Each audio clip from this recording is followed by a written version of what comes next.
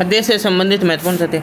विश्व में प्रथम हृदय प्रत्यारोपण 3 दिसंबर 1967 1967 को दक्षिण अफ्रीका के केप टाउन में डॉक्टर क्रिश्चियन बेनार्ड द्वारा किया गया। विश्व में प्रथम हृदय प्रत्यारोपण किसके द्वारा किया गया? दक्षिण अफ्रीका के केप टाउन में डॉक्टर क्रिश्चियन बेनार्ड द्वारा किया गया। भारत में प्रथम हृदय प्रत्यारोपण कब किया गया? एम्स हॉस्पिटल में डॉक्टर वेणुगोपाल द्वारा किया गया। एम्स हॉस्पिटल दिल्ली में डॉक्टर वेणुगोपाल 3 अगस्त 1994 को किया गया। 3 अगस्त 1994 को दिल्ली के एम्स हॉस्पिटल में डॉक्टर वेणुगोपाल द्वारा किया गया। ठीक है। और विश्व का पहला दक्षिण अफ्रीका के केप टाउन में डॉक्टर क्रिश्चियन बेनार्ड द्वारा किया गया। प्रथम हृदय प्रत्यारोपण डॉक्टर क्रिश्चियन बेनार्ड द्वारा किया गया। और भारत में प्रथम हृदय प्रत्यारोपण दिल्ली के एम्स हॉस्पिटल में डॉक्टर वेणुगोपाल द्वारा किया गया। हार्ट अटैक का कारण क्या होता है? ब्लड में कोलेस्ट्रॉल की मात्रा का बढ़ना। हार्ट अटैक का कारण क्या होता है? ब्लड में कोलेस्ट्रॉल की मात्रा का बढ़ना। अतिरिक्त कोलेस्ट्रॉल एडिपोज नामक ऊतकों में जाकर जमा हो जाता है। जिससे मोटापा आ जाता है। हार्ट अटैक का कारण क्या होता है? ब्लड में कोलेस्ट्रॉल की मात्रा का बढ़ना। अतिरिक्त कोलेस्ट्रॉल एडिपोज नामक ऊतकों में जाकर जमा हो जाता है, जिससे मोटापा आ जाता है। विश्व हृदय दिवस कब मनाया जाता है? 29 सितंबर को मनाया जाता है। विश्व हृदय दिवस 29 सितंबर को मनाया जाता है। विश्व हृदय दिवस कब मनाया जाता है? 29 सितंबर को मनाया जाता है विश्व हृदय दिवस। अगला इलेक्ट्रोकार्डियोग्राफी, ईसीजी बोलते हैं। इलेक्ट्रोकार्डियोग्राफी किसको कहते हैं? ईसीजी में क्या होता है? हृदय की गतिविधि की जांच करने में इलेक्ट्रोकार्डियोग्राफी का उपयोग किसमें? हृदय की गतिविधि की जांच करने में हृदय की गतिविधि को ईसीजी द्वारा मापा जाता है। हृदय की गतिविधि को ईसीजी द्वारा मापा जाता है। हृदय की गतिविधि को इलेक्ट्रोकार्डियोग्राफी द्वारा मापा जाता है। आगे मस्तिष्क की गतिविधियों को ईईजी द्वारा मापा जाता है। मस्तिष्क की गतिविधियों इलेक्ट्रोएन्सेफेलोग्राफ। ईईजी का पूरा नाम क्या है? इलेक्ट्रोएन्सेफेलोग्राम होता है। मस्तिष्क की गतिविधियों को ईईजी द्वारा मापा जाता है। मस्तिष्क की गतिविधि ईईजी द्वारा मापा जाता है। ईईजी का पूरा नाम क्या होता है? इलेक्ट्रोएन्सेफेलोग्राम होता है। आगे आँख की गतिविधि को मापने के लिए इलेक्ट्रोओक्यूलोग्राफ होता है। ईओजी का उपयोग किया जाता है। ईओजी मतलब इलेक्ट्रोओक्यूलोग्राफ का उपयोग आँख की गतिविधि को मापने इलेक्ट्रोओक्यूलोग्राफ। तो 3 है, ध्यान रखना। एक तो है ईसीजी को बोलते हैं इलेक्ट्रोकार्डियोग्राफ। ईईजी मतलब इलेक्ट्रोएन्सेफेलोग्राम। और आँख की गतिविधि के लिए ईओजी इलेक्ट्रोओक्यूलोग्राफ का उपयोग किया जाता है। धमनियों में आई रुकावट की जांच एंजियोग्राफी द्वारा की जाती है। धमनियों में आई रुकावट की जांच एंजियोग्राफी द्वारा की जाती है तथा एंजियोब्लास्टी द्वारा दूर की जाती है। धमनियों में आई रुकावट की जांच एंजियोग्राफी द्वारा की जाती है तथा एंजियोब्लास्टी द्वारा दूर की जाती है। अगला हेविसियन कपाट अग्र महाशिरा पर तथा यूस्टेकियन कपाट पश्च महाशिरा पर पाए जाते हैं। तो हृदय पड़ा था ना, हृदय के 4 भाग, दायां नीले बाएं नीले। यहाँ पे क्या होता है? महाशिरा होता है। अब ये अग्र महाशिरा, ये पश्च महाशिरा, इस तरह से समझ लो। हेविसियन कपाट कहाँ होते हैं? हेविसियन कपाट अग्र महाशिरा पर।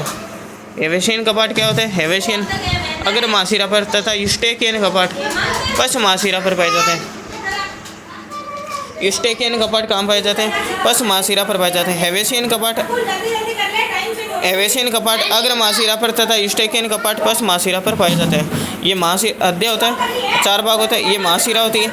अग्र महाशिरा पर कौन से? हेविसियन कपाट तथा यूस्टेकियन कपाट पश्च महाशिरा पर पाए जाते हैं।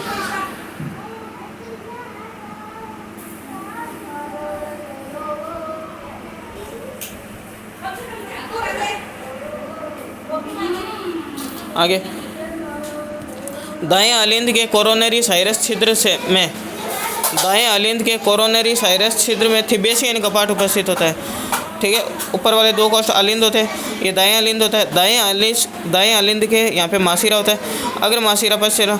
अग्र में कौन सा होता है? वेसियन कपाट। और पश्च में कौन सा होता है? यूस्टेकियन कपाट। और दाएं अलिंद के कोरोनरी साइरस छिद्र में थिबेसियन कपाट उपस्थित होता है। कौन सा? दाएं अलिंद के कोरोनरी साइरस कोरोनरी साइरस छिद्र में थिबेसियन कपाट उपस्थित होता है। दाएं अलिंद के कोरोनरी साइरस छिद्र में कौन सा कपाट होता है? थिबेसियन कपाट उपस्थित होता है। आगे बाएं अलिंद, अब देखो ये वापस ये इधर होते हैं त्रिवलनी कपाट, इधर होते हैं द्विवलनी कपाट, ये दायां और ये बायां, ठीक है। बाएं अलिंद और बाएं नीले के बीच में कौन सा होता है? बाएं अलिंद और बाएं नीले के बीच में द्विवलनी या मिट्टल कपाट बोलते हैं, मिट्टल कपाट पाए जाते हैं।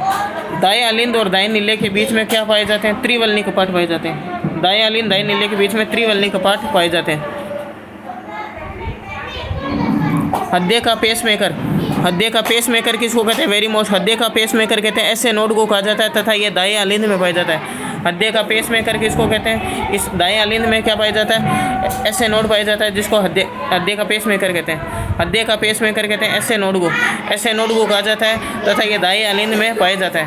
हृदय का पेसमेकर ऐसे नोड को कहा जाता है तथा ये दाएं अलिंद में पाया जाता है।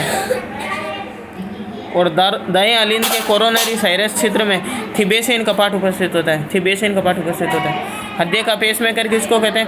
हृदय का पेसमेकर ऐसे नोड को कहा जाता है तथा ये दाएं अलिंद में पाया जाता है। हृदय में आवेग का क्रम ऐसे नोड के बाद में एवी नोड के बाद में हिज बंडल, ऐसे node AV node His bundle पुरकेंद्रीय तंतु, ऐसे node AV node His bundle और पुरकेंद्रीय तंतु। ऐसे नोड हो गया, एवी नोड हो गया, हिज बंडल हो गया, पुरकेंद्रीय तंतु हो गया।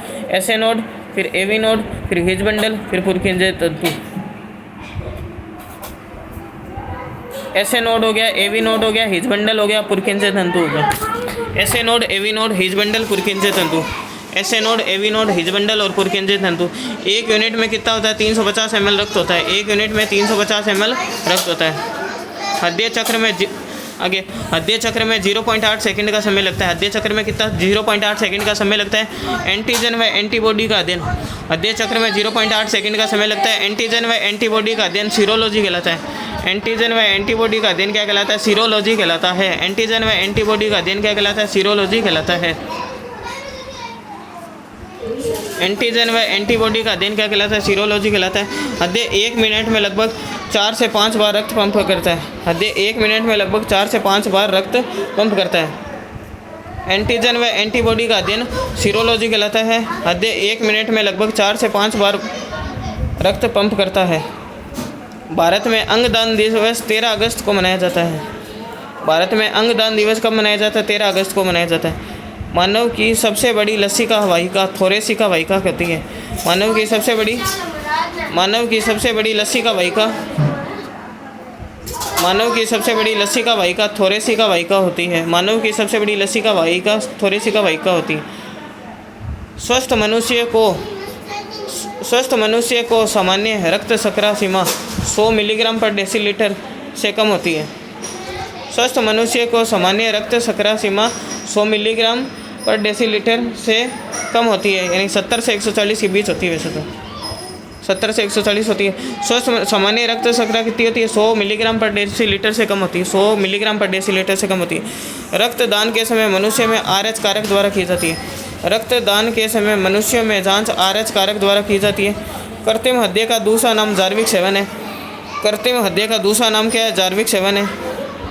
कृत्रिम हृदय का दूसरा नाम क्या है? जार्विक 7 है। प्रोथ्रोम्बिन व फाइब्रिनोजन का निर्माण विटामिन के की उपस्थिति में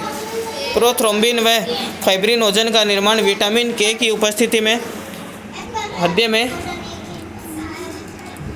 क्या? प्रोथ्रोम्बिन व फाइब्रिनोजन का निर्माण विटामिन के की उपस्थिति में यकृत में होता है। प्रोथ्रोम्बिन ये रक्त का थक्का जमाने में सहायता करती है। प्रोथ्रोम्बिन व फाइब्रिनोजन का निर्माण विटामिन के की उपस्थिति में यकृत में होता है।